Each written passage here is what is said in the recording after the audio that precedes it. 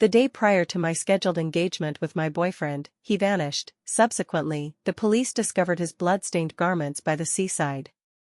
All individuals advised me to grieve, yet I refrained from tears or commotion and promptly obtained a marriage certificate with his closest friend.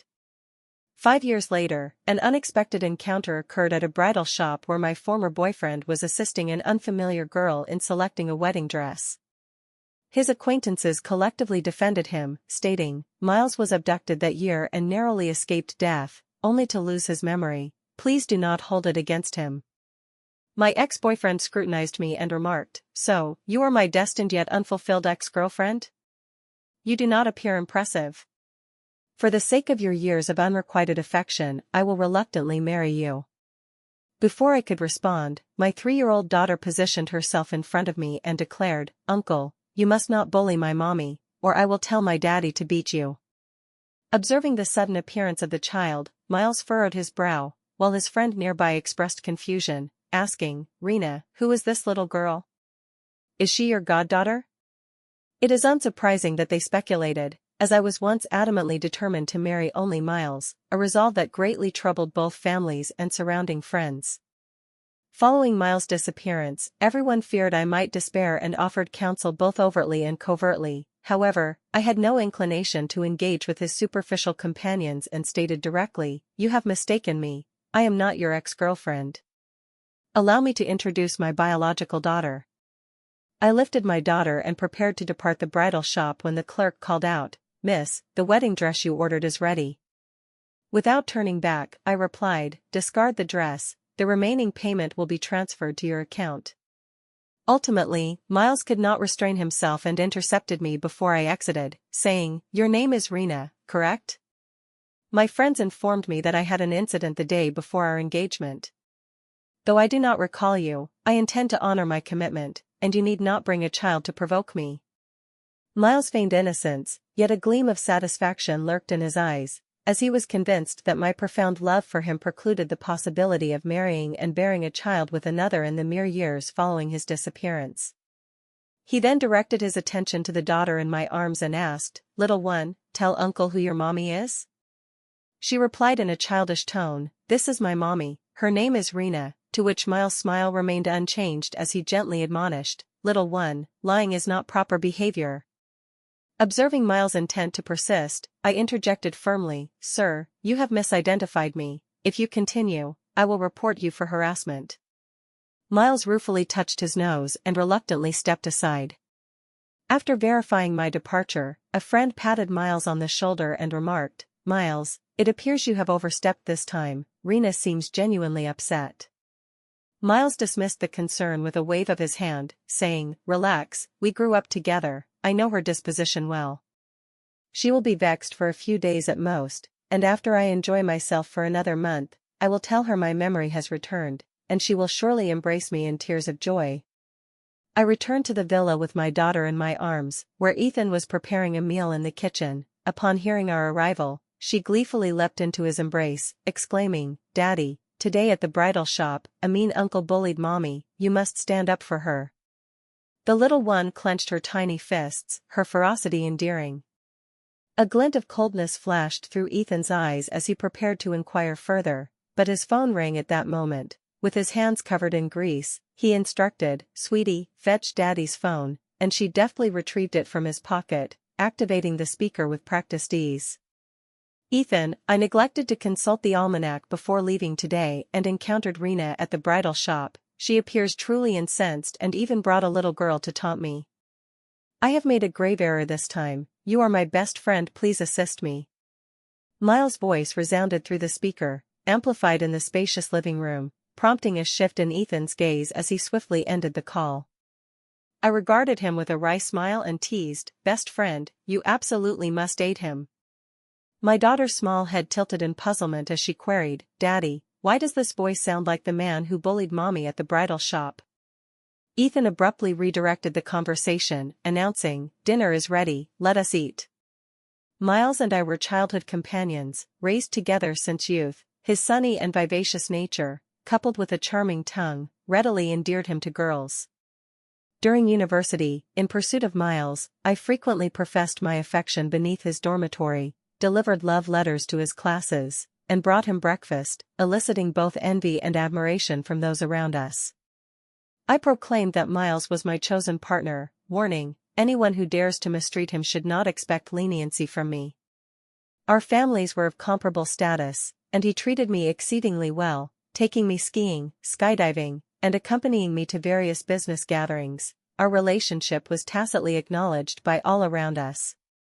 The elders of both families selected an auspicious date to formalize our union, yet on the eve of our engagement, Miles disappeared, everyone mobilized in search, ultimately alerting the police, who located his blood-stained attire by the coast and hypothesized that he had met with misfortune.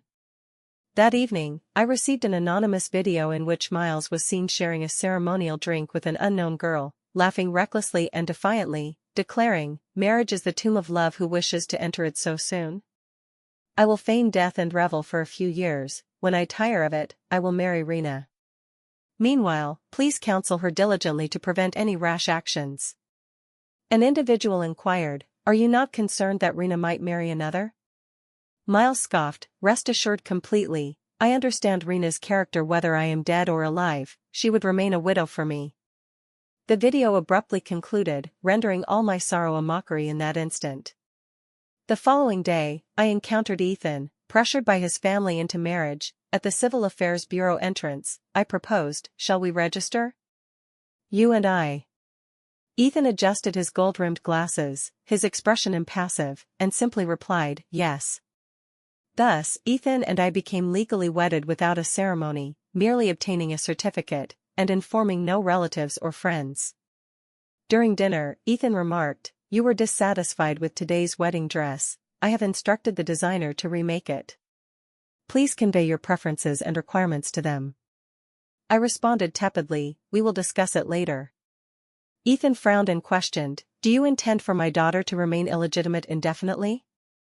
I set down my chopsticks and retorted, "Ethan, we agreed, I would assist you in fending off those women and your family's marital pressures, and you would monitor Miles' whereabouts. Were it not for that drunken mishap, I would not have borne this child. Upon discovering my pregnancy, I intended to terminate it, but your repeated assurances persuaded me to keep her. If you fear gossip about her, you could grant her the status of a G family heiress, though I presently prefer my identity remain undisclosed." Ethan sneered, cradled our daughter, and turned to leave. A month passed in this manner, during which Ethan subtly undermined Miles' company. A month later, Miles messaged me without receiving a reply, called me only to find himself blocked, and resorted to using a friend's phone to contact me, saying, "Rena, good news, I have regained my memory." I remained silent and promptly hung up. Presuming I had not heard, Miles texted again via his friend's phone, "Rena, good news, my memory has returned, I am Miles. You have endured much these years, henceforth, I will bear your burdens. Call me back upon reading this, I miss you." Ethan's eyes turned icy as he replied directly, "My wife is bathing and unavailable, address any matters to me." Miles immediately grew agitated, inundating me with calls, which Ethan blocked and deleted without hesitation. The next day, Miles awaited me on my usual route. Seeing me driving alone, he sighed in relief and said, "Rena, I brought your favorite steamed buns, look, they're still fresh." He opened my car door with familiarity and entered, the aroma of the buns filling the vehicle, causing me to grimace. "Get out," I commanded. Miles paused and pleaded, "Rena, are you still upset with me?" I was amnesiac then and genuinely unaware of our bond. Had I known, I would not have uttered words to wound you. Before I could reply, Miles eagerly presented the buns, the stench of subpar meat nauseating me. I snatched them from him and hurled them out the window into a trash bin. "I never eat steamed buns," I stated, enunciating each word as I fixed my gaze upon him. Miles slapped his forehead in regret, saying, "Rena, my apologies, I only just recovered my memory and forgot your preferences, my fault. What do you like? I'll have the driver fetch it for you." "I'll repeat myself, get out," I issued a final ultimatum with a stern expression. Miles maintained a cheeky grin, responding, "Rena, I truly know I erred, why not strike me a couple times to vent? I've returned safely now, both families' elders still await our nuptials. You've been upset long enough, our years of affection shouldn't be forsaken over this trifle."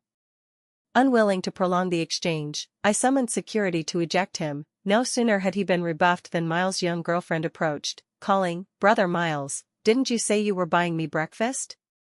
This was the same girl I had encountered at the bridal shop previously. She appeared around 20, with a touch of youthful plumpness, quite charming. Miles indeed possessed discerning taste in partners. "Vera, be good, I'm occupied now. Return home first," he said, pressing a card into her hand, adding, "There's 100,000 on this card, the pin is your birthday. Buy whatever you desire, and if it's insufficient, let me know." After considerable coaxing, he persuaded the girl to leave. Vera, a 22-year-old part-time milk tea shop worker from an impoverished family that favored sons, had been compelled to abandon her education to fund her brother's studies. Upon learning this, Miles magnanimously purchased the shop and gifted her a villa. Miles' clothing remained in my car, and upon my arrival, I witnessed this spectacle. I declared, "Your clothes have soiled my vehicle," and tossed them at his feet, prompting his eyes to light up as he said, "Rena, you still can't let go of me, can you? Otherwise, you wouldn't have come personally to return my clothes." "It's not as you perceive, I merely pitied that girl, you're unaware of how deplorable her parents are." I cut short his incessant chatter, stating, "Her family affairs do not concern me." As Miles prepared to speak further, my phone rang. I answered it in his presence, and Ethan's voice, amplified via speaker, inquired, "Honey, why haven't you come up yet?" I replied, "I've encountered a minor issue here, I'll be up shortly." Ethan's voice resounded again, "All right, honey, drive carefully and stay safe, the baby and I await you at our usual spot, love you." A forceful tug followed as Miles seized my phone, exclaiming, "You're an actor hired by Rena, aren't you? How much did she pay you?" "I'll double it, no, tenfold." Ethan's tone chilled as he responded, "Miles, I am Rena's husband, and I wish for you to cease disturbing us." Miles found the voice familiar yet could not identify its source. As he geared to probe further, my phone signaled a shutdown. I rubbed my temples, having forgotten to charge it in my haste, snatched it back, and turned to leave, with Miles calling after me, "Rena, you needn't provoke me thus. That person was a professional actor you hired, right?" Admittedly, it was quite convincing. Miles slapped his forehead in frustration, adding, "I nearly forgot the important matter. There's a business gathering tonight, I'm attending on behalf of the family. Don't forget." I arrived at Ethan's office, where my daughter played quietly with building blocks. His office, formerly dominated by dark gray tones, had been transformed since her arrival, with a small playground installed in one corner, and his former lounge repurposed into a children's room. As I ascended, Ethan stood with his back to me before a vast floor-to-ceiling window, surveying the scene below. From that vantage, all that had transpired at the entrance was fully visible. "At tonight's business gathering, I plan to disclose your identities," Ethan stated bluntly, without preamble. I retorted, "I disagree," and he curtly demanded, "Reason? You understand better than I the alliance between our families." Before I could finish, Ethan interjected, "Spare me those lofty excuses, whether it's family disputes or Miles, you know the truth," advancing toward me step by step. An overwhelming sense of oppression enveloped me, prompting an uneasy step backward. He gripped my chin, warning, "Rena, human patience has limits, do not test mine." I slapped his hand away, my voice turning frigid. "Ethan, no one can compel me to act against my will, including you. If you feel psychologically unbalanced, we can terminate this at any time. The Civil Affairs Bureau operates tomorrow as usual. We can obtain a divorce certificate whenever." Ethan regarded me for a long while, an inscrutable emotion flickering in his eyes. I had no desire to attend the evening's business gathering, but my daughter slipped out unnoticed. The butler apologized profusely, "Miss Rena, I'm terribly sorry. I assumed the little miss had your permission to seek you." Ethan's gaze hardened as he warned, "If the child loses a single hair, your presence here will no longer be required." I accessed my daughter's voice message, "Mommy, don't argue with Daddy, it's all that bad uncle's fault. I'm going to confront him so he can never bully Mommy again." The car sped down the road, running several red lights consecutively. Upon reaching the destination, Ethan questioned the entrance guard, only to learn no little girl had been seen arriving. I called my daughter's smartwatch innumerable times, each attempt indicating it was powered off. Ethan deployed all available personnel under his command, and we searched separately. As I turned, I collided with Miles, accompanied by Vera in formal attire. His eyes sparkled as he exclaimed, "Rena, I knew you'd come." "Who was that just now?" Miles asked, having glimpsed only Ethan's back due to the angle. Disinclined to exchange pleasantries, I demanded, "Miles, where is my daughter?" He looked baffled, replying, "What daughter?" "Rena, your theatrics are sufficient, further acting is excessive." Dara's gaze toward me brimmed with hostility. Unwilling to engage, I turned to leave when she said, "You mean the little child in a floral dress, with two small buns, clutching a rabbit doll, don't you?" Dara's voice halted my steps. I strode forward in haste, urgently asking, "Where is she?" My frantic demeanor startled Miles beside me. "Rena, your performance is somewhat overboard. I know you're trying to capture my attention." "Shut up," I bellowed, my patience exhausted, startling Vera as well. I don't know," she stammered. I seized her throat, demanding again, "Where is she?" Dara's face flushed as she gasped, I truly don't know. I only chanced upon her while shopping." She asked if I knew Brother Miles and said she was looking for him. Under my piercing stare, Dara trembled as she continued, "Then I said I didn't know him and left. I didn't see her afterward." "Do you take me for a fool?"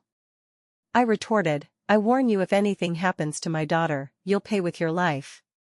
With that, I dashed outside, deeming Vera's words half-truths. Yet time was too precious to squander with her. I swiftly called Ethan, instructing him to check the intersection and store entrance surveillance. Certain Vera had indeed encountered my daughter by chance, but concealed more, as her evasive eyes betrayed. After reviewing footage from various sections, we discovered my daughter had entered a black car. I pursued it to a remote mountain village, isolated from any neighboring settlements. Ethan arrived with bodyguards. Fearing for her safety, we split up to search, and when we found her, she was covered in grime, her little dress torn by branches. My daughter sobbed inconsolably, clinging to my clothing in my arms, whimpering, "Mommy, I thought I'd never see you again. I was so scared, Mommy, woo-woo." After confirming my daughter was unharmed, I turned to the rural couple beside us. The man barked gruffly, "I bought this girl to be a child bride for my son, don't even think of taking her," in a thuggish manner, while the old woman venomously concurred, "Exactly, we paid for her. If you dare take her, I'll call the police." I laughed in fury at their audacity, the thieves accusing others of theft. I carried my daughter to a corner and whispered, "Sweetie, wait here for Mommy, I'll return shortly." Though terrified, she always obeyed my words unquestioningly. I blindfolded her with a silk scarf, instructing, "Sweetie, count from 1 to 100, and Mommy will come take you away." Eyes covered, she began counting earnestly with her tiny fingers, 1, 2, 3. My gaze turned icy. I strode to the couple, seized a nearby chair, and smashed it down on their heads. Having trained in Taekwondo for years, I might not best Ethan, but these two were well within my capability. By the time Ethan arrived with the bodyguards, the confrontation was nearly concluded. The couple lay bruised and swollen, blood streaming from their heads, eyes puffed into large lumps. Sprawled on the ground, they glared at me with venom, threatening, "I'll call the police, I'll ensure you rot in jail." Rubbing my aching wrist, I countered, "I'm the one who should report this. Let me enlighten you. Child trafficking typically carries a sentence of 5 to 10 years. I've already alerted the authorities for you. Prepare to languish in prison." Trust me, I am fully qualified to make this assertion. As my daughter's counting neared its end, I gently lifted her and headed out, glancing at Ethan as I passed, saying, "The rest is yours to handle." Upon returning home, my daughter's emotions gradually stabilized. She recounted asking Vera if she knew Miles, and Vera, mistaking her for Miles' daughter, told her boarding that car would lead her to him. My daughter, guileless, complied. She gazed up at me with innocent eyes, asking, "Mommy, why did that auntie lie to me?" "I got in that car but couldn't find the bad uncle who bullied you. They were mean, yelled at me, and wouldn't feed me, saying I'd be starved for days if I disobeyed. I felt so awful today, but when I saw Mommy, I didn't anymore." After she fell asleep, Ethan entered with a medical kit, stating, "I'll deal with that, Vera," his demeanor radiating frost this time. Vera had truly crossed his threshold. He grasped my wrist, rolling up my sleeve to reveal a significant swelling on my arm. I shook my head, saying, "No need, I can manage myself." Ethan paused while applying ointment, and a sharp pain shot through my wrist. He stated coldly, "This isn't up for discussion." Recognizing his harshness, he softened his tone, adding, "That couple will never see freedom again in this lifetime. The driver who abducted her has been apprehended as well." I hummed softly in acknowledgement, trusting Ethan to resolve these matters. We sat in silence as he applied the medicine, and just as I intended to ask him to leave, he interjected, "Still considering rekindling things with Miles?" I yanked my wrist to free it, but Ethan, well acquainted with my temper, held it firmly, preventing escape, and pressed on, "Rena, give me a chance, I'm no less than Miles." Before I could respond, his phone rang inopportunely, an unknown number. He moved to disconnect, but I urged, "Answer it, what if it's about that driver?" As the call connected, Miles' voice emerged once more, "Ethan, is your phone broken? I couldn't reach you. Rena seems to genuinely have a daughter. You told me to bring Vera to the banquet." Though Ethan terminated the call swiftly, Miles' words carried through clearly. When explanation eluded him, Ethan opted for silence. The next day, without a word, I stormed to Vera's shop, where Miles was coincidentally present, as Vera approached, saying, "Miss Rena, you." I struck her across the face with force, causing her cheek to swell instantly. Miles reacted promptly, shielding Vera behind him, demanding, "What are you doing?" I regarded him icily, ordering, "Step aside, or I'll hit you too." He widened his eyes, exclaiming, "Are you mad?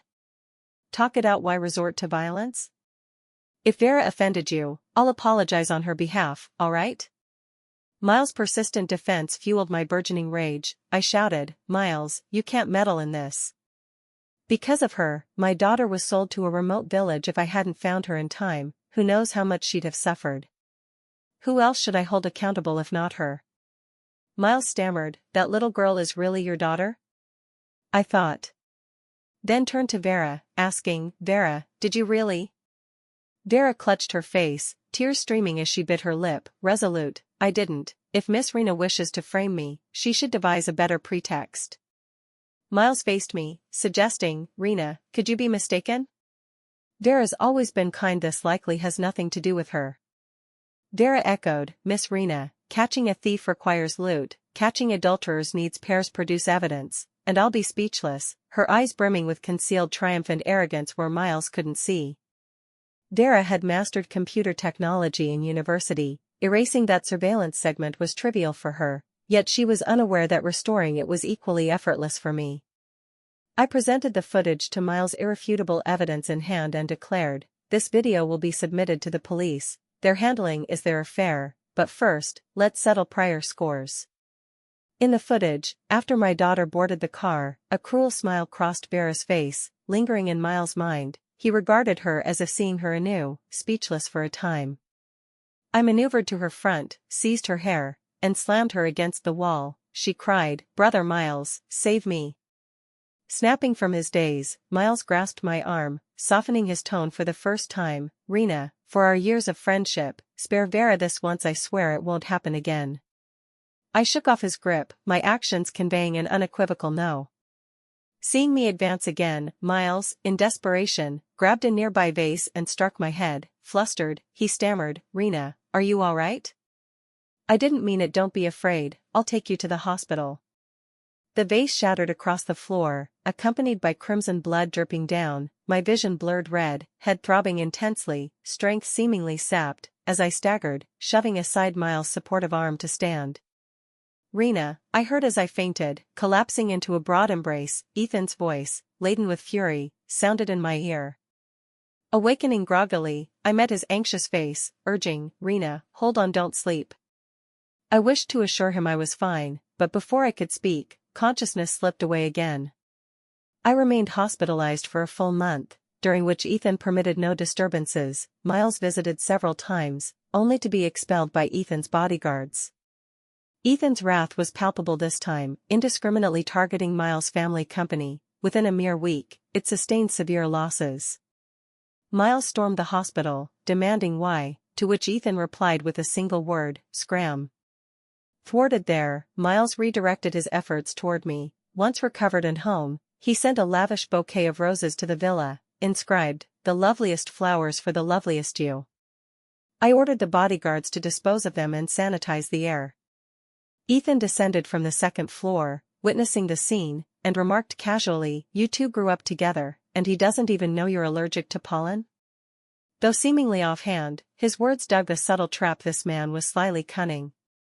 I shot him a glance and countered, "We grew up together too, yet I was unaware of all you did behind my back. That video was from you anonymously, wasn't it?" Ethan didn't deny it, merely stating, "I didn't want you deceived like a fool." Thereafter, Miles sporadically engineered chance meetings. Ethan adjusted his gold-rimmed glasses, noting, "Dara's shop was reported for illegal operations and egregious tax evasion. Customers consumed contaminants, suffering vomiting and diarrhea with persistent symptoms." Dara was detained for investigation, driving Miles to desperation as he exhausted means to free her, while Ethan pressured the police, leaving Miles momentarily powerless. He sought me out, pleading, "Rena, our disputes aside, Dara is innocent. Can't you show leniency? A criminal record would ruin her life. Don't deny it. I know you orchestrated this, just agree to release her, and I'll marry you immediately." He paused, then persisted, "Last time was an impulsive lapse, but you're unharmed, and Ethan severed ties with me over you, causing my company grievous losses. For your sake I won't hold it against you, let's call it even." At this, I burst into laughter. Previously, I might have cherished our childhood bond, but from the moment he struck me with that vase, not a shred of affection remained between us. "Miles, debts demand repayment, murder demands life. When Vera targeted my daughter, she should have foreseen her fate," I declared, waving him off dismissively. "Rena, I don't wish to push this to the brink and harm our long-standing bond. If you agree to free Vera, I won't submit this," Miles said, slowly withdrawing a recording pen from his pocket, adding, "Our recent conversation is recorded. Don't force my hand." I replied indifferently, "Then submit it, see if it saves her." The following day, Miles was confined by his family. Ethan informed me he had taken the recording pen to the police, aiming to prove I masterminded this entrapment. Yet when he played it, everyone was dumbfounded. Not our dialogue emerged, but a song. Cheerful music reverberated through the hall, eliciting a spectrum of vivid expressions. The incident swiftly hit the media. Young Master Miles squandered a fortune for a rural girl, losing all dignity at the police station. Rumors proliferated, tarnishing his reputation in our circle. His elders were resolute, but Miles was more so, declaring, "If you want me to marry Rena, she must release Vera, otherwise, negotiations are off." His words so enraged his elders that they invoked family discipline. The Lee family sought reconciliation at our door but were repeatedly turned away. Seeing my intransigence, they approached my parents. I waved it off, stating, "No need to revisit this. The engagement is void. Next time the Lee family comes, expel them without courtesy." With Ethan's orchestration, Dara received a 15-year sentence. Upon hearing this, she lost her sanity, and after institutional evaluation, was committed to a mental hospital. Miles, learning of it, remained uncharacteristically silent, merely casting me a complex glance. 2 months later, someone vanished silently from the asylum, unnoticed by all. That day, my daughter's kindergarten teacher called, cautiously asking, "Nora's mom, did you pick up the child?" I was stunned, replying, "Isn't my daughter at kindergarten?" "She was there this morning. She wasn't seen during the activity. I assumed her grandparents took her." "Don't panic, Nora's mom, we'll search immediately." The teacher's voice trembled, near tears. Hanging up, I called Ethan. Upon learning she was missing, he cancelled his meeting and ordered the bodyguards to commence searching. A message arrived on my phone, "Your daughter is with me. If you want her safe, come alone to the city center hospital rooftop. If you bring anyone, I'll push her off immediately. Vera." My eyes turned utterly cold. A 40-minute journey shrank to 15 as I sped through, breaching multiple red lights. On the rooftop, my daughter's hands and feet were bound, her small face etched with grievance. Vera stood with her at the edge. A slight push, and she'd plummet. Steadying myself, I asked, "What do you want?" Vera's demeanor verged on madness as she ranted, "Rena, you've met your day too. Want me to release your daughter? Fine, kneel and beg me, and I'll let her go." I shook my head, replying, "You won't even if I kneel, you won't. All you seek is vengeance against me." Turning to my daughter, I soothed, "Sweetie, don't fear, Mommy's here." Vera's eyes darkened with malice, snarling, "Why? Why were you born a lofty heiress, with everyone orbiting you? Why was I born into such a wretched family?" I refused to accept it. Sensing her unstable mental state, I refrained from further provocation. "Do you know how I endured 2 months in that asylum?" she raged. "They beat me, tossed dead rats onto my bed, doused me with cold water while I slept. If I displeased them slightly, they bludgeoned me. I longed to die, but even death was a luxury denied." "Rena, I'll make you see sparing my life was your gravest mistake," she vowed. My heart quaked. Ethan had even planted agents in the asylum.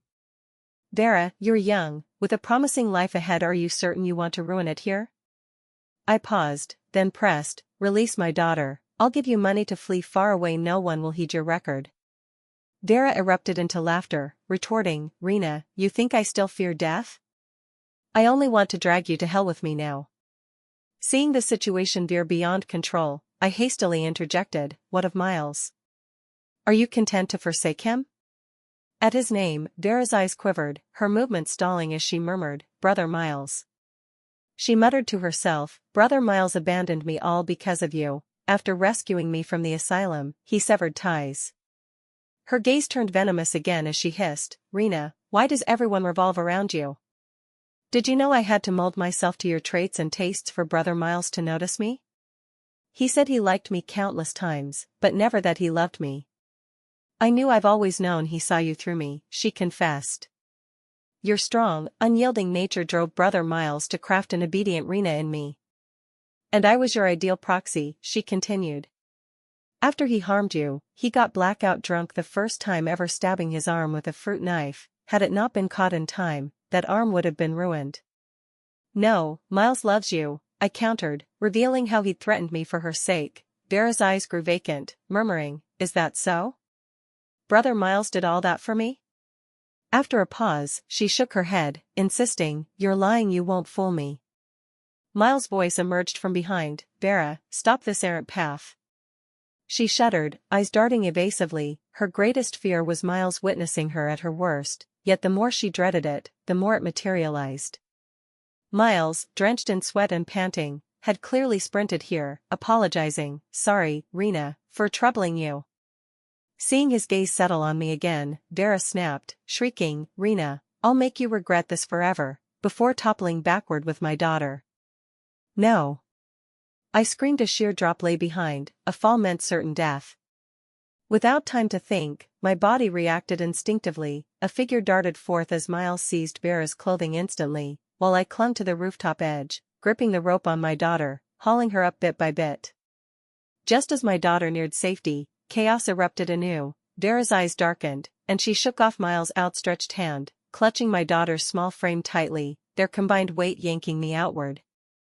At the critical juncture, Miles grabbed my other hand. Vera and I dangled in midair. "Vera, do you want Miles to die with you?" I roared furiously. Her body stiffened, she lifted her head, gazing at Miles with infatuation, whispering, "Brother Miles, I'm sorry. And I love you." With that, she released her grip, letting herself plummet. "No!" Miles cried, his eyes splitting with anguish. Fortunately, Ethan arrived in the nick of time, and my daughter and I were saved. Miles collapsed at the rooftop's edge, eyes brimming with torment, while my daughter, deeply shaken, required a month of psychological recovery. Miles departed, leaving a letter. "Rena, I'm sorry for causing you such immense trouble. Because of me, your daughter nearly perished. Because of me, Vera lost her life. I'm consumed with regret and self-reproach, but it changes nothing. When I first met Vera, she strikingly resembled you in college, confident, bold, with a sharp-edged kindness. At times, I couldn't discern whether I loved you or her. When I hurt you, I wanted to sever my own hand. When Vera died, I felt an emptiness within. Perhaps I'm the scumbag they say, a heart split between two women. I'm leaving. Perhaps we'll never meet again in this life. In the next, if fate permits, I'll grasp your hand firmly and never waver again.